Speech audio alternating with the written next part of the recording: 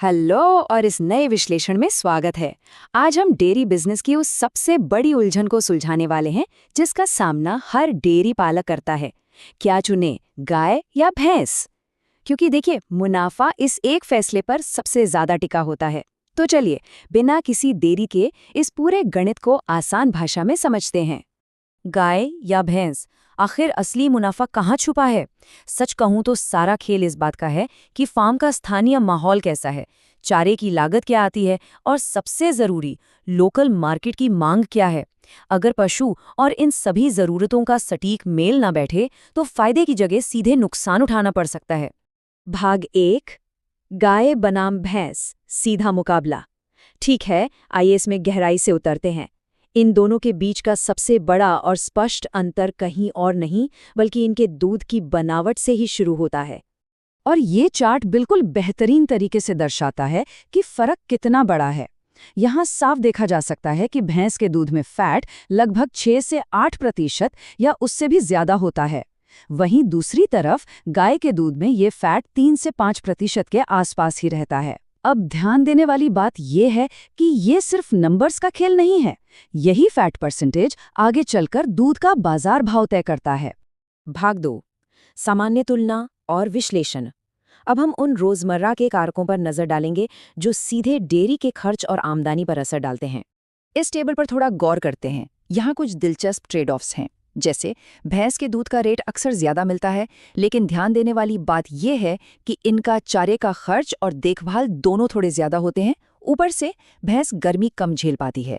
दूसरी तरफ एक अच्छी नस्ल की गाय को देखें। ये रोजाना ज्यादा दूध देती है, इनके चारे पर खर्च थोड़ा कम होता है, ये गर्मी आराम से सह लेती हैं और इनका प्रबंधन करना काफी आसान होता है।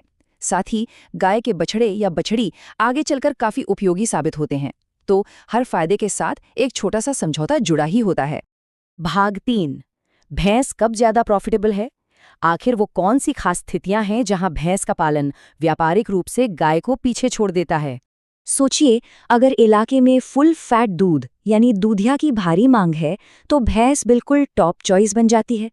अगर बिजनेस का टारगेट दूध को घी, पनीर या मिठाई बनाने के लिए बेचना है तो अपनी हाई फैट मात्रा के कारण भैंस का दूध बेमिसाल है। पर एक और शर्त है, फार्म पर पानी और हरे चारे की जबरदस्त व्यवस्था होनी ही चाहिए, क्योंकि भैंस को इनकी ज्यादा आवश्यकता होती है। अगर ये चीजें उपलब्ध हैं तो भैंस सच में मुनाफा बढ़ा सकती है। भाग 4, गाय कब एक बेहतर विकल्प है? इसके बिल्कुल विपरीत स्थितियों पर भी नजर डालना जरूरी है। ऐसी कौन सी जगह और लक्ष्य हैं जहां गाय पर पैसा लगाना एक बेहतर कदम साबित होता है? देखिए, अगर लक्ष्य ये है कि रोजाना बल्क में यानी ज्यादा मात्रा में दूध निकालें और बेचें तो गाय साफ आगे निकल जाती है। और अगर फार्म किसी गर्म इलाके में है जहां भैंस गर्मी से परेशान हो सकती है, वहां गाय की गर्मी सहने की क्षमता उसको आदर्श बनाती है। जो डेयरी पालक कम चारे के खर्च और आसान प्रबंधन के साथ अपने बिजनेस को तेजी से बड़ा करना चाहते हैं, उनके लिए गाय एक परफेक्ट फिट है। भाग 5, छोटे किसानों के लिए निष्कर्ष। इतने गहरे विश्लेषण के बाद अब वक्त है सीधे पॉइंट पर आने का। तो इसमें सबसे अहम बात ये निकल कर आती है, दूध का रेट ज्यादा चाहिए तो भैंस रखें, और अगर रोजाना ज्यादा लीटर और आसान पालन चाहिए तो गाय चुनें। सीधी सी बात। ये एक आसान सा रूल डेयरी शुरू करने वालों की आधी उलझन को यहीं खत्म कर देता है। लेकिन क्या हो अगर हम जोखिम को पूरी तरह कम करना चाहें? छोटे किसानों के लिए अक्सर सबसे बैलेंस्ड और संतुलित विकल्प होता है एक अच्छी भैंस और एक अच्छी गाय का कॉम्बो रखना। इस तरह से भैंस से दूध का अच्छा रेट और फैट मिल जाता है, जबकि गाय से रोजाना आने वाले दूध का वॉल्यूम और स्थिरता बनी रहती है। ये एक ऐसा बेहतरीन मॉडल है जो दोनों पशुओं की खासियत फार्म पर ले आता है। अंत में एक ऐसा सवाल जो किसी भी डेयरी फार्म की नींव रखने से पहले सबको जरूर सोचना चाहिए। लोकल एरिया में ग्राहक आखिर मांग क्या रहा है, फैट या मात्रा? सच कहूं तो बाजार में पशु खरीदने निकलने से पहले बस इस एक सवाल का जवाब ढूंढ लीजिए।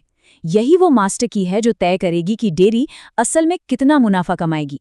इस विश्लेषण का हिस्सा बनने के लिए बहुत बहुत धन्यवाद।